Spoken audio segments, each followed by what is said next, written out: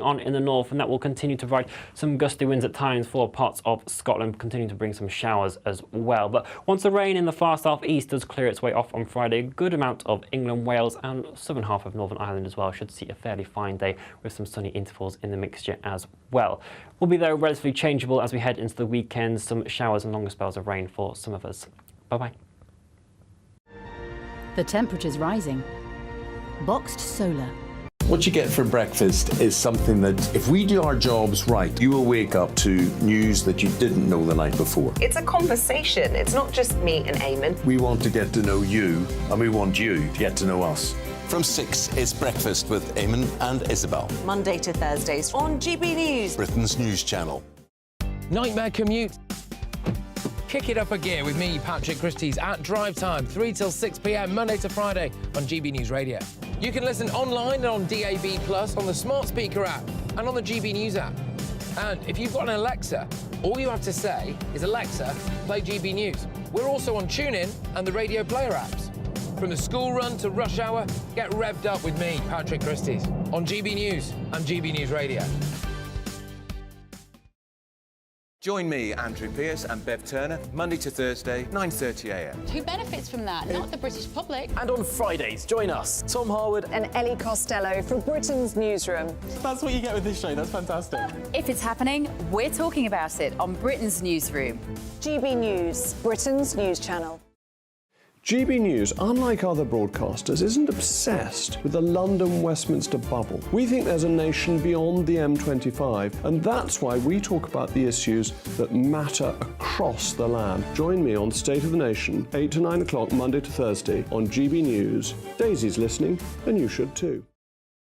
People in Britain, they love free speech, but they also love fair play. I don't care if I'm speaking somebody from a trade union, from the Labour Party, somebody from the SNP. And I think the viewers like to see that actually we can challenge one another, but in a positive way. We think we ask the questions that people want to ask, and often we ask the questions that we wanted to ask in Parliament but never got the chance to ask. So join us every Saturday, 10 a.m. till noon on GB News, Britain's news channel. The Live Desk with me, Mark Longhurst. And me, Pip Thompson. It's here Monday to Friday on GB News. From midday, we'll bring you the news as it breaks, whenever it's happening and wherever it's happening, from across the UK and around the world. Refreshing, feisty, but with a bit of fun too. If it matters to you, we'll have it covered on TV, radio and online. Join the Live Desk on GB News, the People's Channel, Britain's news channel. In a world of dull and predictable radio and TV shows. Oh, hi. On Mark Dolan tonight, we've got big guests. We drill into the big stories of the day. The show adds up to a brilliant listening and viewing experience. Mark Dolan Tonight is the most entertaining current affairs show ever, and that's a fact. That's Mark Dolan Tonight, Friday, Saturday and Sunday from 9. Only on GB News, Britain's news channel.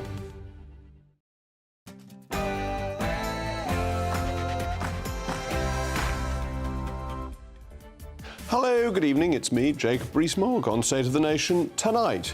Now, I try not to gas about myself, but today I had the amazing honour of being invested as a night bachelor by the Princess Royal at Windsor Castle. The Princess Royal is so fantastic and charming, and it was really thrilling to be tapped on the shoulder by her. I was actually there wearing my old school uniform, which has lasted many decades, and I can tell you exclusively to GB News viewers that you don't get told, "Arise, Sir Galahad." That is merely in the movies. Anyway, triumph for the British energy sector. Good news at last. Britain's largest untapped oil field has received the green light from the regulator to begin drilling.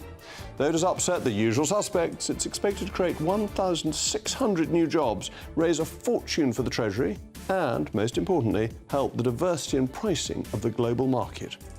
The Home Secretary has faced a backlash for saying that multiculturalism has failed. But the problems from a lack of integration in society don't affect the dwellers in marble halls or ivory towers. Moreover, she merely reiterated what David Cameron, Angela Merkel and Nicolas Sarkozy all said about 10 years ago. Where was the outrage then? William Gladstone, a Liberal, once said that money ought to fructify in the pockets of the people rather than be taken by the state. But the Labour Party has announced that it would extend VAT to private schools in its first year if elected. But is this just the same old class warfare that we've always seen from the socialists? Plus, has anyone ever visited the great city of Glasgow and thought what it really needed was a special zone in which the laws set by Parliament were suspended and individuals were free to take illegal drugs? Well, that's exactly what's happened, and we'll be debating it shortly. State of the Nation starts now.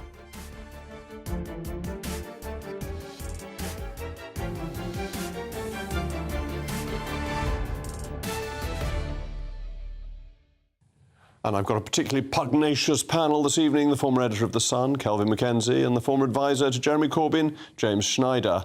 As always, I want to hear from you. You know what an important part of the programme it is. Email me, mailmog@gbnews.com. But now it's time for the news of the day with Polly Middlehurst.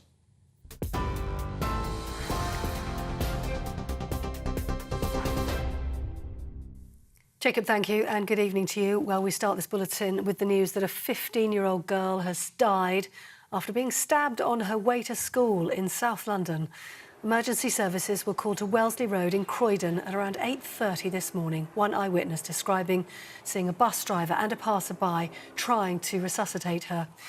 She was a student at the private girls' school Old Palace of John Whitgift. A 17-year-old boy has been arrested. Police say he was known to the victim. This is every parent's worst nightmare, and I know the officers who responded this morning, along with our emergency service colleagues, are devastated at the victim's death. This is an emotion I share, and I know people across Croydon will be feeling the same. The victim's family has been informed, and our thoughts are with them at what must be an incredibly difficult time. 5 Labour mayors from across the country have met in Leeds today to urge the Prime Minister to stay on track with HS2.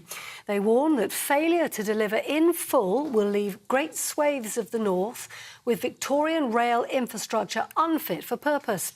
Rishi Sunak faces a political backlash over reports he's considered axing the link between Birmingham and Manchester amid soaring costs. This company, GB News, has suspended its presenter, Dan Wootton.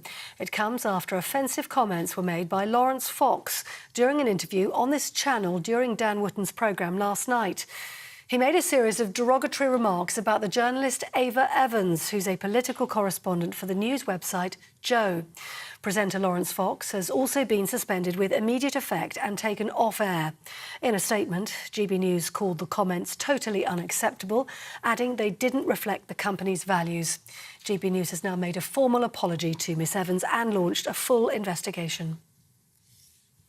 The UK's largest untapped oil and gas field, Rosebank in Scotland, has been approved for development. That's despite a row over climate concerns. Regulators say net zero considerations have been taken into account. But Scotland's First Minister, Humza Yousaf, says he's disappointed the project's been given the go-ahead. The UK government, however, has welcomed the decision, saying it'll generate billions for the economy. The United Nations today rejected the Home Secretary's calls for international law on refugees to be changed. In a speech in Washington in the United States yesterday, Suella Braverman suggested the UN 1951 Refugee Convention needed updating. She argued fearing discrimination for being gay or a woman shouldn't be enough to qualify for international refugee status. And lastly, a yellow weather warning is in place for most of the UK tonight, as forecasters have warned conditions are going to worsen after the arrival of Storm Agnes, which is set to make landfall in the UK after already battering the south of Ireland with gale-force winds causing damage to buildings, power outages and travel disruption in the area. The Met Office has warned Storm Agnes may lead to an increased risk of flooding in some areas. Strong and disruptive winds are expected to last until tomorrow morning, with the storm at its worst in about an hour's time, 9 o'clock. You're with GB News across the UK on TV, in your car, on digital radio and on your smart speaker by saying play GB News. This is Britain's news channel.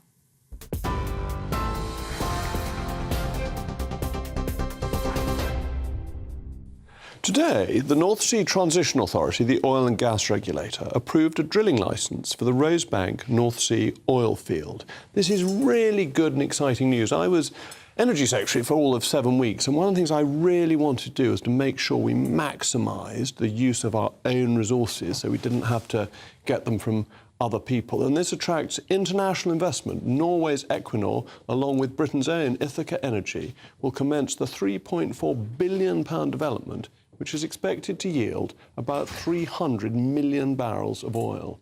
This is a victory for Britain's economy and global energy security. The project could create 1,600 jobs, and with the effective tax rate of 75% on energy produced in the UK, it will raise a fortune for the Treasury. Most importantly, it will boost global energy security. Not, of course, on its own, but as part of other countries and are doing more of this where we can, because the more production that comes from outside OPEC or dictatorial states, the safer supplies will be and the lower prices. We're often told by the likes of Ed Miliband that using domestic energy resources won't affect the price of energy because it's sold on the international market. But this is inaccurate. Yes, of course it's sold on the international market, but the international price, as with all pricing, is set at the margin, which means that a boost to supply will lower prices overall. As you know, Saudi and Russian oil production has been affected, and the Saudis have cut production by more than 1 million barrels a day, which pushes the oil price up, and it's at its highest since autumn of last year, when the cost of energy was still in a crisis mode and recovering from its peak, which is why it's more important now than ever that we need to boost whatever supply we can from the democratic world to provide supplies to the international market. It also helps our own economy because some of this oil will be used domestically, and that part that is used domestically is cheaper and more efficient than imported oil because you don't have the import costs. This applies to gas as well. In Britain, our gas supplies, about a third comes from domestic resources, a third comes via pipeline, mainly from Norway, and the other third comes from liquefied natural gas. And the problem with natural gas, liquefied natural gas, is the shipping costs, and that's coming from the United States and Qatar, and it has to be liquefied and then regasified, both of which use energy. So by the time it arrives on land and is injected into the gas grid, it's cost you more and it's had more emissions. And this is true that oil and gas, even if the supply doesn't make a huge effect on the international price, will save on the attached costs by using domestic supply. And it adds to carbon efficiency, which is an interesting dilemma for the green lobby because they don't want to use our domestic supply of oil and gas, even though using imported oil and gas increases CO2 emissions. Chairman of Ithaca Energy, one of the investors, pointed out in terms of CO2 emissions, importing oil, listen to this, importing oil is roughly 6 times the amount of producing it locally in a new field, and importing gas can be up to 10 times as much as producing it locally. As the Prime Minister pointed out earlier this year, when he announced new North Sea licences, even in 2050, when we reach net zero, a significant portion of our energy will still be derived from fossil fuels. It's net zero, it's not absolute zero.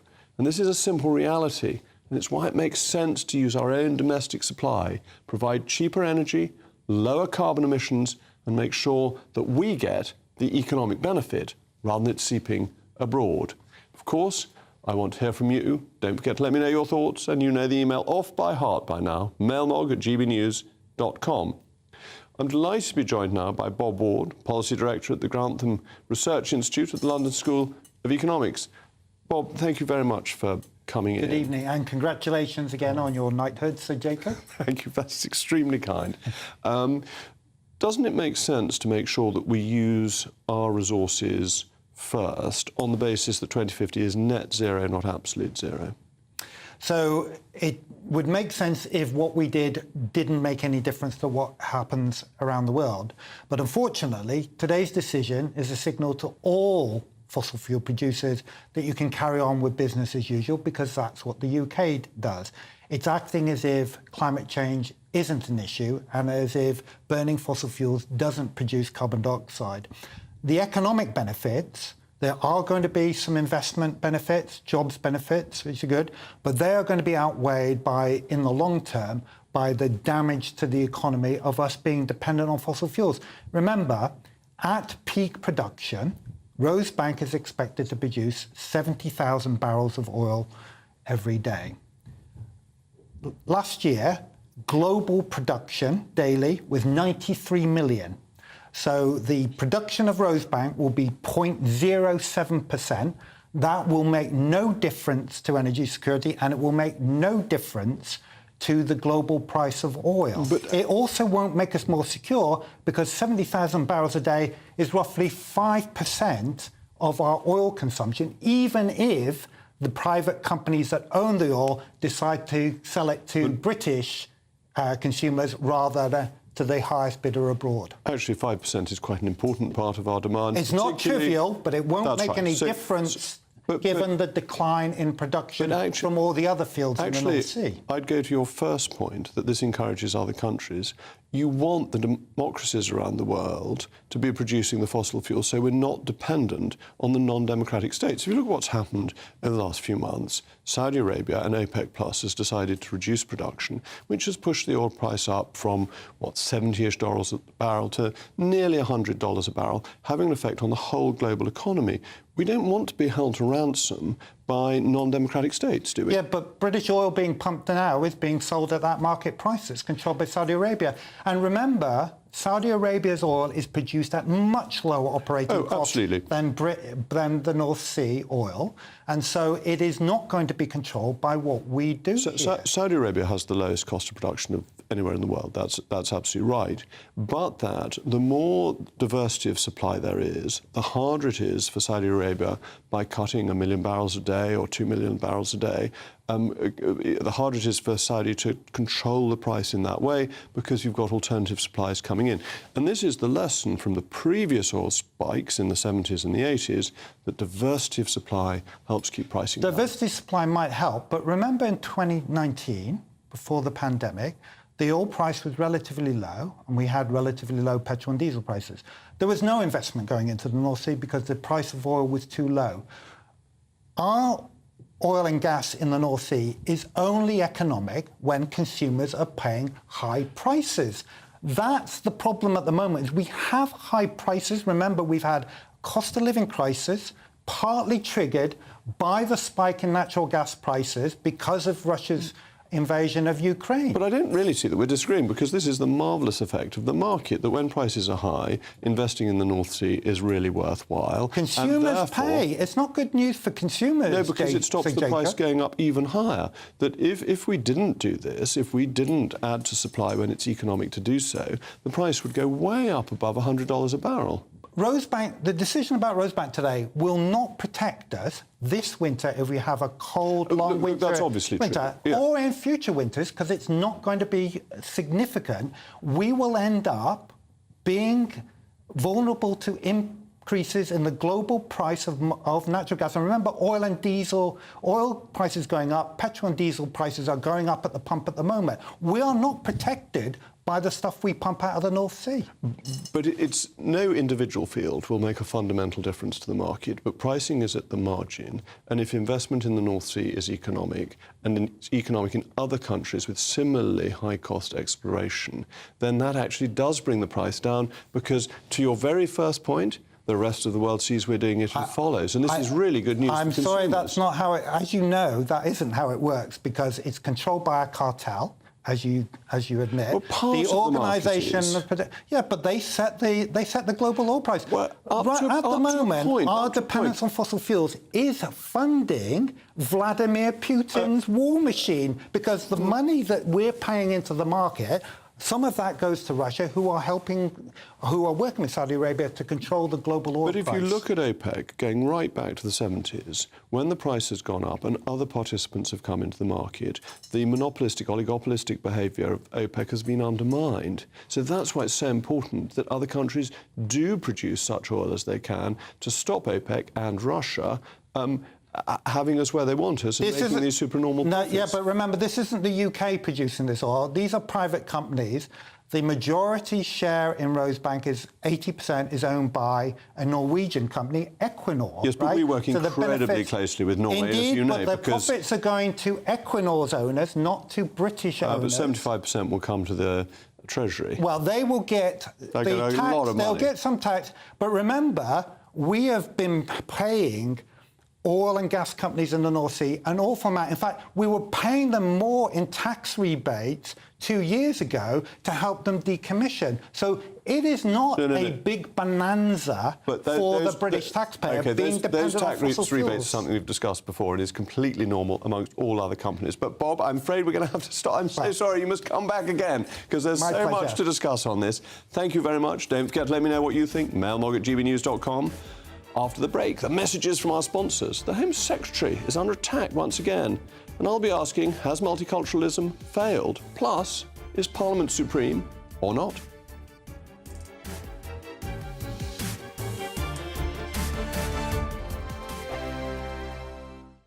What you get for breakfast is something that, if we do our jobs right, you will wake up to news that you didn't know the night before. It's a conversation. It's not just me and Eamon. We want to get to know you, and we want you to get to know us. From 6, it's Breakfast with Eamon and Isabel. Monday to Thursdays on GB News, Britain's news channel. Nightmare commute. Kick it up a gear with me, Patrick Christie's, at drive time, 3 till 6 p.m, Monday to Friday on GB News Radio. You can listen online and on DAB+, on the smart speaker app and on the GB News app. And if you've got an Alexa, all you have to say is, Alexa, play GB News. We're also on TuneIn and the Radio Player apps. From the school run to rush hour, get revved up with me, Patrick Christie's, on GB News and GB News Radio. Join me, Andrew Pearce and Bev Turner, Monday to Thursday, 9:30 a.m. Who benefits from that? Not the British public. And on Fridays, join us, Tom Harwood and Ellie Costello from Britain's Newsroom. That's what you get with this show. That's fantastic. If it's happening, we're talking about it on Britain's Newsroom. GB News, Britain's news channel. GB News, unlike other broadcasters, isn't obsessed with the London-Westminster bubble. We think there's a nation beyond the M25, and that's why we talk about the issues that matter across the land. Join me on State of the Nation, 8 to 9 o'clock, Monday to Thursday, on GB News. Daisy's listening, and you should too. People in Britain, they love free speech, but they also love fair play. I don't care if I'm speaking somebody from a trade union, from the Labour Party, somebody from the SNP. And I think the viewers like to see that actually we can challenge one another, but in a positive way. We think we ask the questions that people want to ask, and often we ask the questions that we wanted to ask in Parliament but never got the chance to ask. So join us every Saturday, 10 a.m. till noon on GB News, Britain's news channel. The Live Desk with me, Mark Longhurst. And me, Pip Thompson. It's here Monday to Friday on GB News. From midday, we'll bring you the news as it breaks, whenever it's happening and wherever it's happening, from across the UK and around the world. Refreshing, feisty, but with a bit of fun too. If it matters to you, we'll have it covered on TV, radio and online. Join the Live Desk on GB News, the People's Channel, Britain's news channel. In a world of dull and predictable radio and TV shows. Oh, hi. On Mark Dolan tonight, we've got big guests. We drill into the big stories of the day. The show adds up to a brilliant listening and viewing experience. Mark Dolan Tonight is the most entertaining current affairs show ever, and that's a fact. That's Mark Dolan Tonight, Friday, Saturday and Sunday from 9. Only on GB News, Britain's news channel.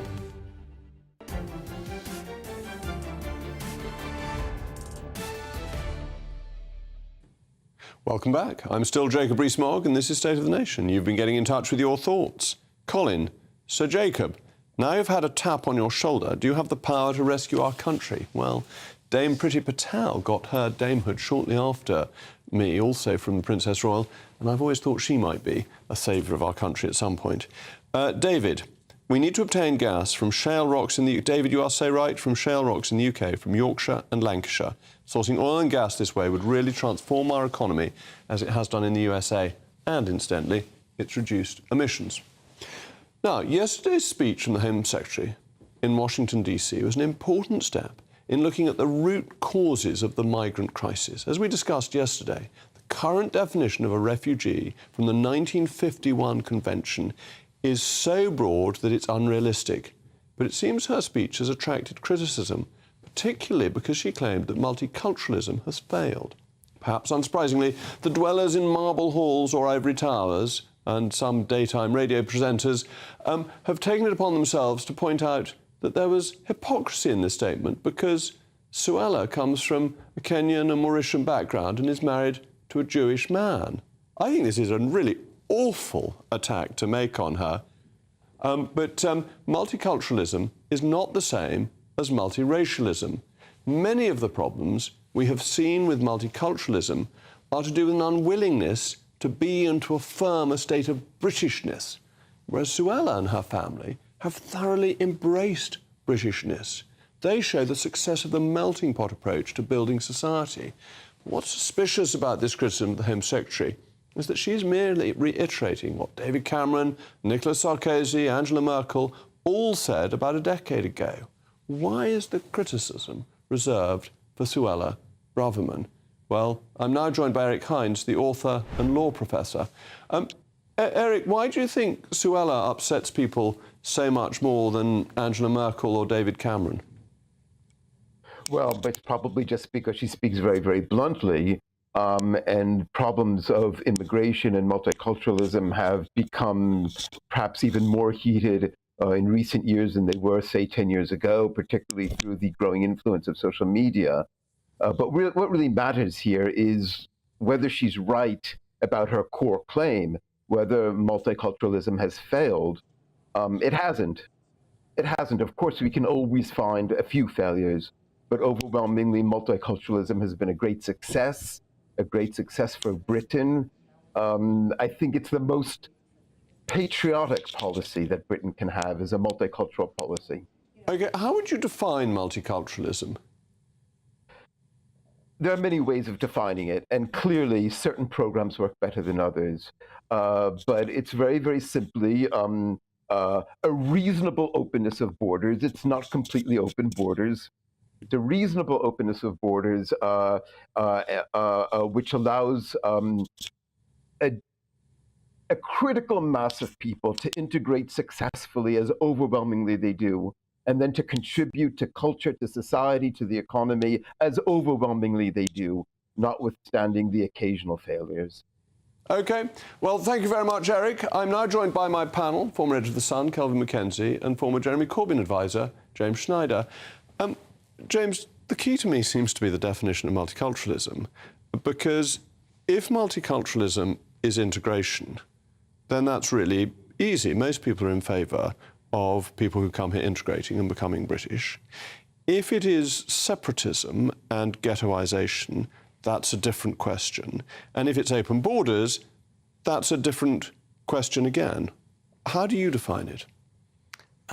More towards the first one. I would say multiculturalism is a relaxed society where people come from different backgrounds, they have different faiths, they have different cultural traditions, and they're all given equal levels of respect and equality under the law and with culture.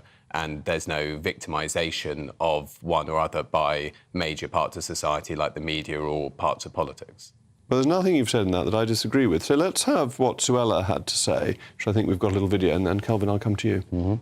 Multiculturalism makes no demands of the incomer to integrate. It has failed because it allowed people to come to our society and live parallel lives in it. They could be in the society, but not of the society. And in extreme cases, they could pursue lives aimed at undermining the stability and threatening the security of our society. I mean, Kelvin, that's just a completely different view of multiculturalism, and I'm agreeing with both James and with Suella, that if people come here and they don't want to be part of British society, that doesn't work.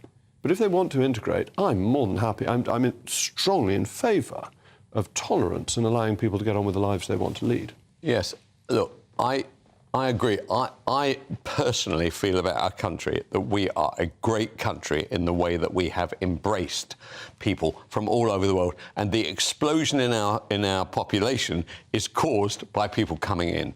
The question is that is caused by this speech to make you think about this is, what is the volume that we can take without actually destroying or damaging the fundamental of what we thought was our nation? And that is what upsets most people. That if, for instance, if you go to East London, for instance, East London, massively a Muslim sort of enclave, right?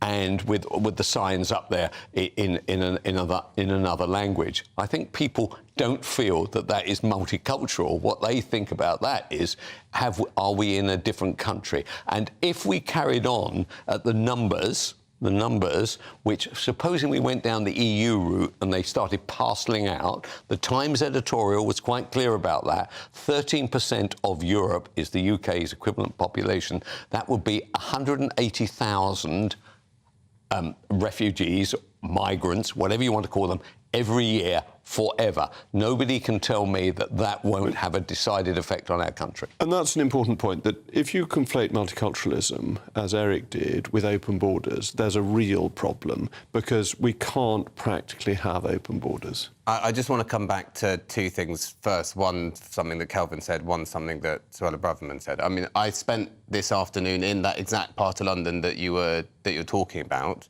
and it's a well-integrated, lovely, tolerant, normal part of London.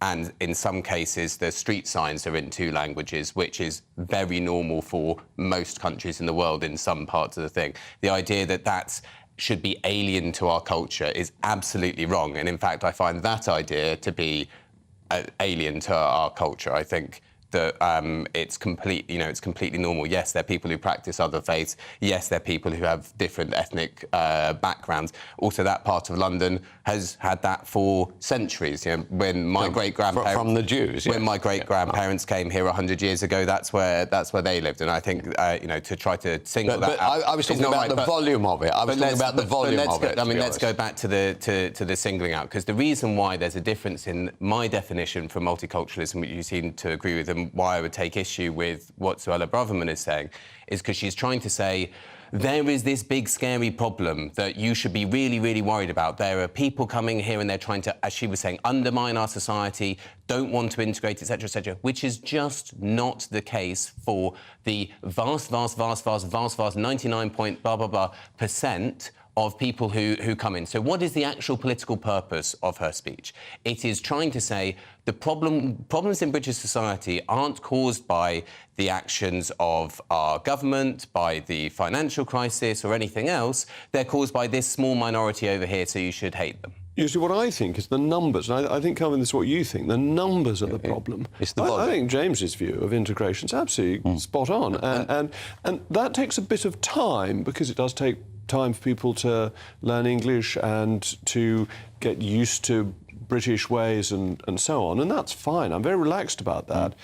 But 600,000 legal migrants, basically 2/3 the population of Somerset coming in a single year, is just unmanageable. Yes, no, the truth about the matter is that, you know, ordinary people feel that they haven't got a voice in this argument, because any time you ever say anything, right, like, oh, this is a problem, you get called a racist. And so what I enjoyed about the speech, right, the strongest speech I've seen on this subject in, I don't know, decades anyway, is that at least I felt that somebody was saying a fear that I have, and it wasn't a white person. I know, you know, so I felt that I could embrace that speech without either of us being accused of being a racist, because we are called a racist, look, by the left I'm not being unkind about this, but the left immediately you have any discussion about this, the first thing you get accused of is being a racist. And all you really are is you're worried about, can our schools, can our roads, can our doctors, can they cope? And the answer is they can't cope now, so God knows what the future looks like. We're going to have to move on, unfortunately, but my panel will be back after the break because we're going to be talking about if a Labour government would lead us into class warfare. Plus, is there a safe way of taking illegal drugs?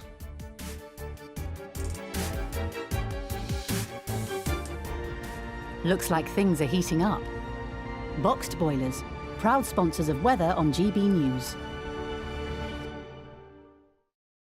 Hello there, I'm Jonathan Vautry here with your latest GB News weather forecast provided by the Met Office. Storm Agnes is continuing to provide some quite blustery, very strong winds. Those winds really peaking throughout this evening. Through the Irish Sea, still the potential for 65, 75 mile an hour winds along some very exposed coastal areas and over hills. So do continue to take care. It will be accompanied by some heavy pulses of rain pushing across northern England up into Scotland. Generally elsewhere across Northern Ireland, Wales, southern half of England, it will turn drier into the second half of the night. The winds will slowly begin to ease out, but there's enough breeze around to really mix up the air, and that will prevent temperatures from dropping too much at all. So a relatively mild start to Thursday. Whilst the strongest winds will be easing tomorrow, it will still be a fairly breezy day for many of us. But once the rain across the far north clears off, a good chunk of us should see a largely dry day, still with a fair amount of cloud around, some bright intervals trying to push their way through before this rain begins to spread its way in from the west later on. Temperatures generally around 17 to 19 degrees Celsius. On Friday, we start to see this area of high pressure want to build its way in from the south. So low pressure is still clinging on in the north, and that will continue to provide some gusty winds at times for parts of Scotland, continuing to bring some showers as well. But once the rain in the far southeast does clear its way off on Friday, a good amount of England, Wales and southern half of Northern Ireland as well should see a fairly fine day with some sunny intervals in the mixture as well. Will be, though, relatively changeable as we head into the weekend. Some showers and longer spells of rain for some of us. Bye-bye. Looks like things are heating up. Boxed boilers, proud sponsors of weather on GB News.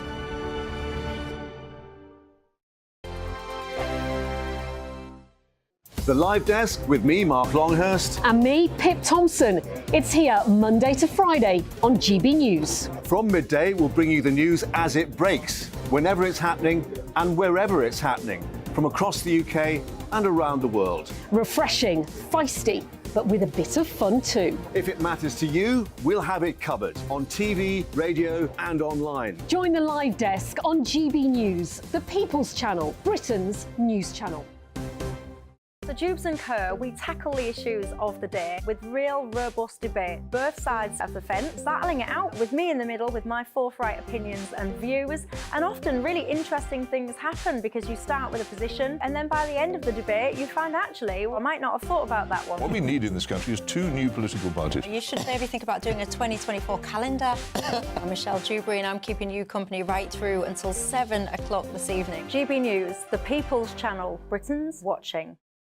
Monday to Thursday, 9 p.m. till 11 p.m. Join me, Dan Wootton, for 2 hours packed full of unfiltered opinions, unique takes and fiery debates. I guarantee you blockbuster guests and exclusive reporting with no spin, no bias, no censorship. I think there is a culture of collusion, quite frankly. And no reason to go to bed. That's Dan Wootton tonight on TV, radio and online. Monday to Thursday from 9 p.m. till 11 p.m.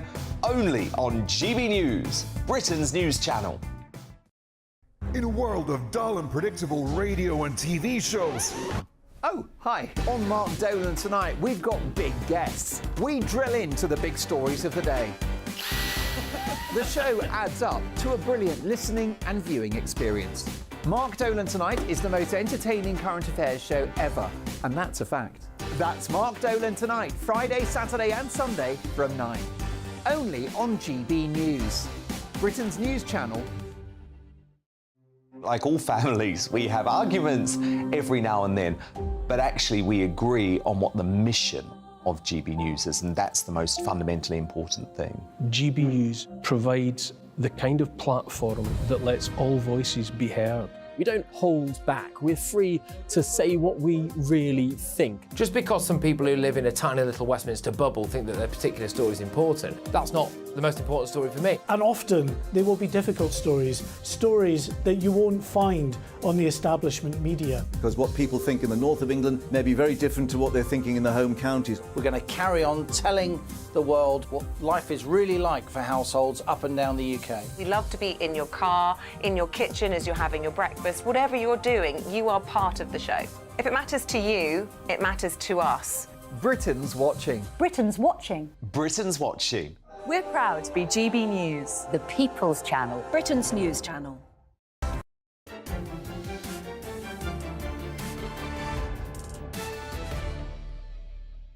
Welcome back. I remain Jacob Rees-Mogg, and you've been getting in touch with your thoughts. Peter says, after all that's been said, it's clear that multiculturalism is just a utopian fantasy that can't be fully achieved anywhere, as much as it pains me to say. And Simon, I think, hit the nail on the head. Most people don't seem to be able to agree on what the term multiculturalism actually means. And that's key to the discussion. If it means open borders, that's a problem. If it means integration, I'm actually all in favour of that.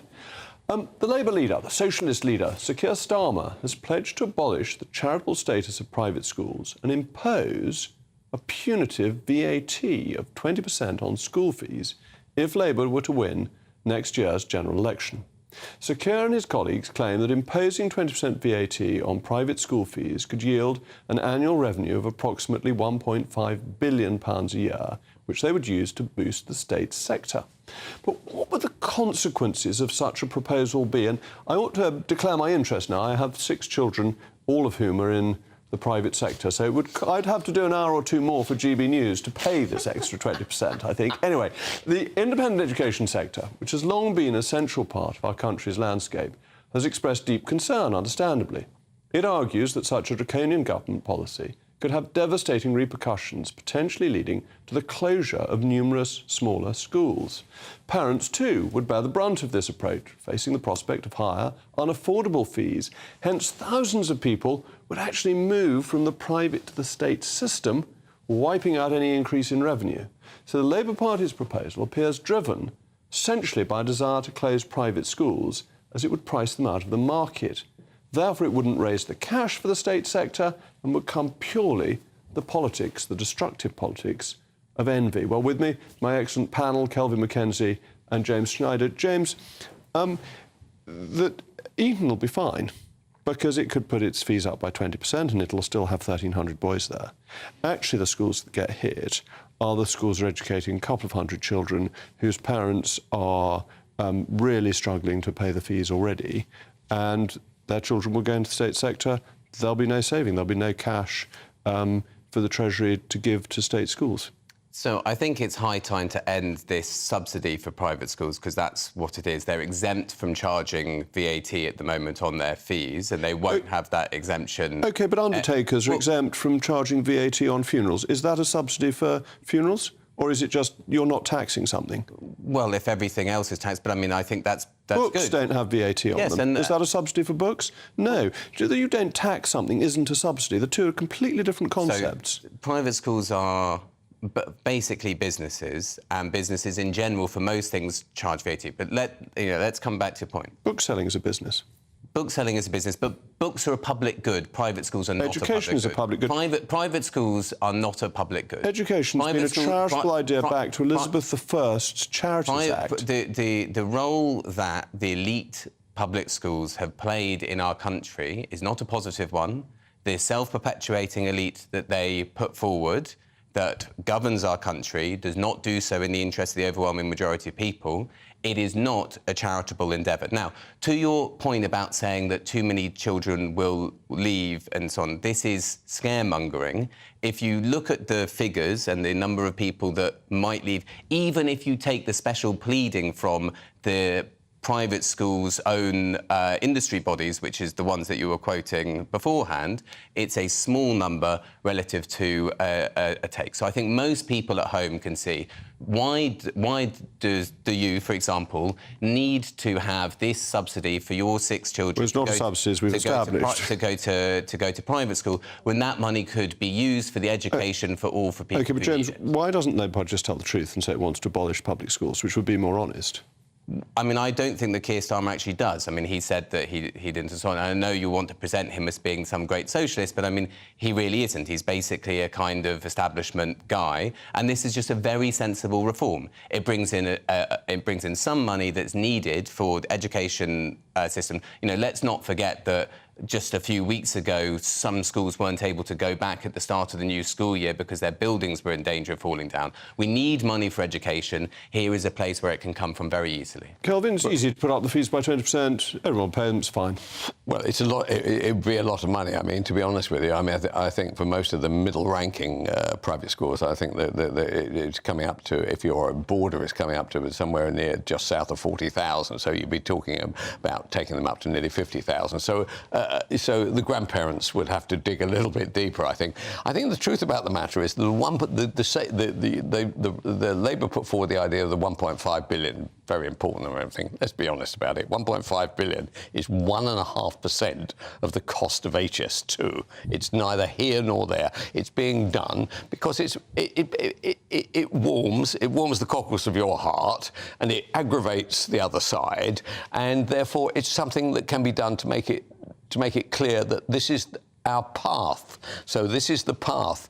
Anybody who wants to spend their money, they can spend their money on health if they like. They can do this, that, and the other. But you're going to have to pay a lot more to educate your children if you want to. So I went to Allains, right, a very good school in Dulwich, right. It's become a better school since I left, actually, to be fair. Right. It was paid for by the London Borough of Southwark, which is a massively socialist organisation, because under the old scheme you could do that. Now, all those ideas have all gone out the window. I just think this is a piece of kind of class war-ish. You know, they've said, in order for you to pay for those children, you must have a few bob. In that case, I tell you what, we're going to attack it. But lots of parents aren't that well off who send their children to private school, and they do it because the state system isn't good enough in their area.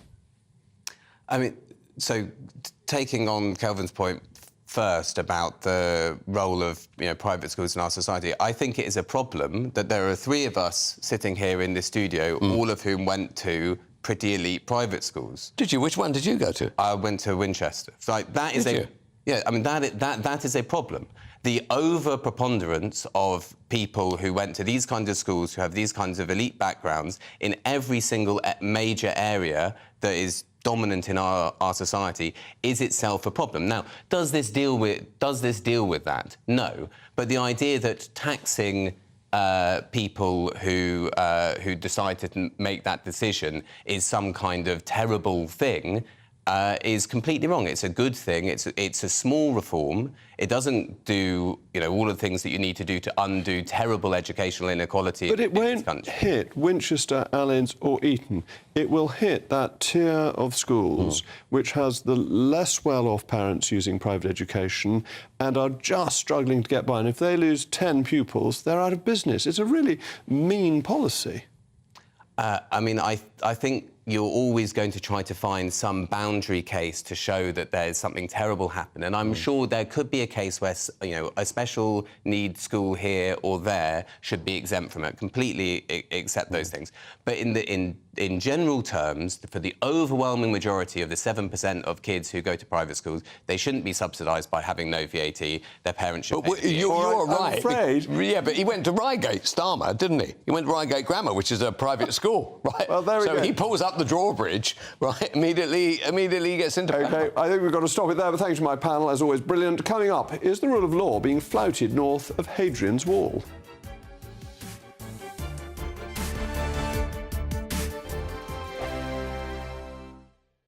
Join me, Andrew Pearce and Bev Turner, Monday to Thursday, 9:30 a.m. Who benefits from that? Not the British public. And on Fridays, join us, Tom Harwood and Ellie Costello from Britain's Newsroom. That's what you get with this show. That's fantastic. If it's happening, we're talking about it on Britain's Newsroom. GB News, Britain's news channel. Now then, Lee Anderson here. Join me on GB News on my show, The Real World, every Friday at 7 p.m. I'm not eating bloody cat. Are you Delicious. mental? Open your mouth. OK, here comes a train. Reminds me of the scene in Singing in the Rain. Adam, is that a good one? Whoa! Join me at 7 on GB News, Britain's news channel. Join me, Camilla Tominey, on Sunday mornings from 9:30, taking the politicians to task and breaking out of SW1 to see how their decisions are affecting you across the UK. Bursting the Westminster bubble every Sunday morning only on GB News, the People's Channel. Britain's watching. Join us every night on GB News at 11 p.m. for Headliners, which is 3 top comedians going through the next day's news stories, which is exactly what you need, because when the establishment has gone crazy, you need some craziness to make sense of it. So join us 11 p.m. every night on GB News, the People's Channel, Britain's news channel. I'm Andrew Doyle. Join me at 7 o'clock every Sunday night for Free Speech Nation, the show where I tackle the week's biggest stories in politics and current affairs with the help of my 2 comedian panellists and a variety of special guests. Free Speech Nation, Sunday nights from 7 on GB News, the People's Channel, Britain's news channel. Every Sunday from 11, join Michael Portillo. There will be topical discussion, looking at the week before and the week to come. So kick back and relax at 11 a.m. on Sundays on GB News with me, Michael Portillo. GB News, the People's Channel, Britain's news channel. Nightmare commute. Kick it up a gear with me, Patrick Christie's, at Drive Time, 3 till 6 p.m, Monday to Friday on GB News Radio. You can listen online and on DAB+, on the smart speaker app, and on the GB News app. And if you've got an Alexa, all you have to say is, Alexa, play GB News. We're also on TuneIn and the Radio Player apps. From the school run to rush hour, get revved up with me, Patrick Christie's, on GB News and GB News Radio. In a world of dull and predictable radio and TV shows. Oh, hi. On Mark Dolan tonight, we've got big guests. We drill into the big stories of the day. The show adds up to a brilliant listening and viewing experience. Mark Dolan Tonight is the most entertaining current affairs show ever, and that's a fact. That's Mark Dolan Tonight, Friday, Saturday and Sunday from 9. Only on GB News, Britain's news channel.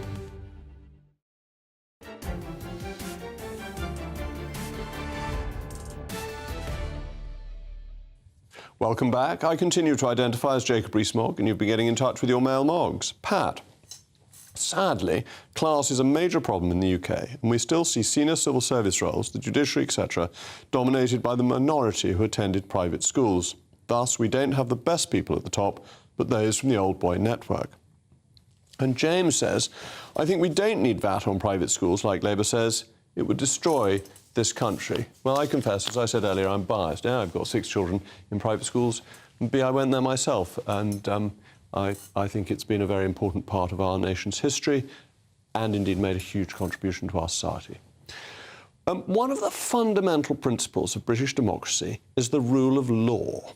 Statute law can only be changed by Parliament and not at the discretion of other bodies, however important, including the courts. If there are bad laws, it's for Parliament to change them. But today, the rule of law seems to have been forgotten as a facility for the consumption of illicit drugs will be opened. Glasgow City Integration Joint Board approved the proposed pilot facility today that aims to provide clean and hygienic environments for those addicted to illegal drugs. The Scottish Government has offered £2.4 million for the project, in spite of the Home Office firmly stating that there is no safe way to consume drugs. But the broader point is that drugs are either legal or they're not. There is no way in any law passed by Parliament something that permits this facility. And if we want such facilities to exist, then we should legislate to allow them. But we haven't, so they shouldn't. And this lack of willingness to enforce the law was emphasised when Scotland's unelected, unaccountable top law officer arrogantly abrogated to herself the right to decide the law, saying it would not be in the public interest to prosecute drug users for simple possession offences. Simple possession offences, which under the current law are punishable by up to 7 years in prison. Parliament thought that was pretty serious. Well, I'm joined now by Ant Lehan, policy lead at Cranston, a harm reduction charity. And thank you for coming in. Thank you, Sir Jacob. Thank you very much. How do we square this circle? Because it must be right to look at other ways of making the drug laws work, because they don't work. You're a harm reduction charity. Mm-hmm. How would you like to see the law reframed? It's a very good question. As you say, this is a prosecution policy which was legislated or sort of given prudence by the Lord Advocate. Now, in an ideal world, OPCs, drug consumption rooms, call them what you will, would be legislated by Parliament. In fact, the Home Affairs Select Committee recently recommended this pilot scheme as recently as about a month ago, I think it was, including a GB News presenter, Lee Anderson, and some of your Conservative colleagues. Of course, that would be an ideal world, but the fact of the matter is that Scotland has the highest drug death rate in Europe. It's doubled the next country. The whole of the UK has an incredibly tragic high level of drug-related deaths every single year, and it remains among the highest. However, without action from Westminster, without action on recommendations such as the report from the Home Affairs Select Committee, Scotland is left with no option. Now, I agree with you. I think it would be most pertinent, most safe for this to be written into Westminster legislation, but they don't have the option, and I guess you can't really sit there and let people tragically die from preventable deaths without taking action. No, that must be right. You certainly want to stop preventable deaths. But isn't there something worrying when a prosecutor just decides, well, I won't enforce this law? What other laws will she decide not to enforce? And doesn't that then make the law arbitrary, and that citizens in Scotland won't know whether they are following the law or breaking the law, according to somebody unelected and unaccountable? Now, I agree with you in that. I think having guidance and a prosecution policy which is put forward by the Lord Advocate is not the ideal situation, because it does create a non-uniform approach to policing. You know, if you're south of the border, you would be, or if you're outside of Glasgow in this pilot scheme, you would be arrested for the possession offence, but you wouldn't be if you're within that. This is not an ideal situation. However, it's a reaction to an emergency situation whereby action is not being taken. And I'm sure you know politely from your Conservative colleagues and from the opposition too that drugs has become a wedge issue whereby people want to be tough on drugs irrespective of the evidence. Now, the evidence shows that in 18 countries very similar to our own, including Switzerland, that these work. There are 200 in operation. We had 1,051 people die from drug-related deaths in Scotland in 2022 alone.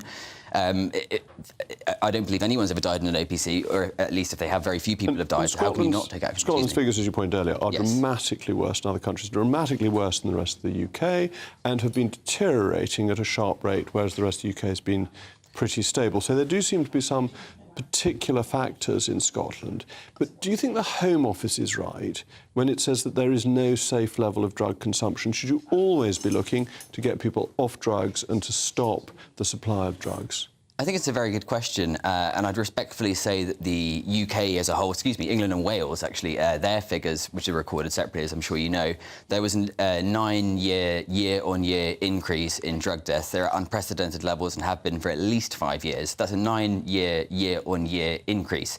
Now, behind Scotland is England and Wales in the drug death figures, the number of people who die from drugs. So we're not doing brilliantly in England and Wales, respectfully. And in regards to what we could do better, we clearly need to look at globally evidence-based policies. We want to be looking outward as a country to do what works and to protect people that need help. In terms of the point, around Scotland and drug deaths and why it's a particularly bad issue there, I think there was a cut to drug treatment budgets by the SNP in 2016, 22%. That does have to be acknowledged. However, there also has to be acknowledgement that places like Glasgow, Dundee are some of the most deprived cities in the United Kingdom, and the drug death figures fell very incrementally in 2022 in Scotland, but in the deprivation figures they did not fall. This is an issue of deprivation and of class. Thank you very much. This is a subject we'll have to come back to because it is a really important one. But thank you for joining me Jacob. This evening. That's all from me. Up next, it's Mark Dolan. Mark, what is on your bill of fare this evening? Well, we've got plenty on offer, lots to talk about, Jacob. First of all, Rishi Sunak says not zero to net zero, opening a gas field worth potentially 500 billion, that's right, 500 billion barrels of oil. Have the Tories finally seen sense when it comes to the environment versus the economy? Plus, it's been a tumultuous 24 hours for the Channel, which I'll be addressing head-on at exactly 9 o'clock. You won't want to miss it. Mark, it is definitely not 500 billion. That would be the most enormous oil field in history. But never mind. It may be that in pounds, but not in barrels of oil. That's coming up after the weather. I'll be back tomorrow at 8 o'clock. Heaven knows what's happening with Agnes in agony. But Somerset will be glorious, as you'll hear on the weather in a moment. That warm feeling inside. From Boxed Boilers. Proud sponsors of weather on GB News. Hello there, I'm Jonathan Vautry here with your latest GB News weather forecast provided by the Met Office. Storm Agnes is continuing to provide some quite blustery, very strong winds. Those winds really peaking throughout this evening. Through the Irish Sea, still the potential for 65, 75 mile an hour winds along some very exposed coastal areas and over hills. So do continue to take care. It will be accompanied by some heavy pulses of rain pushing across northern England up into Scotland. Generally elsewhere across Northern Ireland, Wales, southern half of England, it will turn drier into the second half of the night. The winds will slowly begin to ease out, but there's enough breeze around to really mix up the air, and that will prevent temperatures from dropping too much at all. So a relatively mild start to Thursday. Whilst the strongest winds will be easing tomorrow, it will still be a fairly breezy day for many of us. But once the rain across the far north clears off, a good chunk of us should see a largely dry day, still with a fair amount of cloud around, some bright intervals trying to push their way through before this rain begins to spread its way in from the west later on. Temperatures generally around 17 to 19 degrees Celsius. On Friday, we start to see this area of high pressure want to build its way in from the south. So low pressure is still clinging on in the north, and that will continue to provide some gusty winds at times for parts of Scotland, continuing to bring some showers as well. But once the rain in the far southeast does clear its way off on Friday, a good amount of England, Wales and southern half of Northern Ireland as well should see a fairly fine day with some sunny intervals in the mixture as well. Will be, though, relatively changeable as we head into the weekend. Some showers and longer spells of rain for some of us. Bye-bye. That warm feeling inside. From Boxed Boilers. Proud sponsors of weather on GB News. What you get for breakfast is something that, if we do our jobs right, you will wake up to news that you didn't know the night before. It's a conversation. It's not just me and Eamon. We want to get to know you, and we want you to get to know us. From 6, it's Breakfast with Eamon and Isabel. Monday to Thursdays on GB News, Britain's news channel. Nightmare commute. Kick it up a gear with me, Patrick Christie's at Drive Time, 3 till 6 p.m, Monday to Friday on GB News Radio. You can listen online and on DAB+, on the smart speaker app and on the GB News app. And if you've got an Alexa, all you have to say is, Alexa, play GB News. We're also on TuneIn and the Radio Player apps. From the school run to rush hour, get revved up with me, Patrick Christie's, on GB News and GB News Radio. Join me, Andrew Pearce and Bev Turner, Monday to Thursday, 9:30 a.m. Who benefits from that? Not the British public. And on Fridays, join us, Tom Harwood and Ellie Costello from Britain's Newsroom. That's what you get with this show. That's fantastic. If it's happening, we're talking about it on Britain's Newsroom. GB News, Britain's news channel.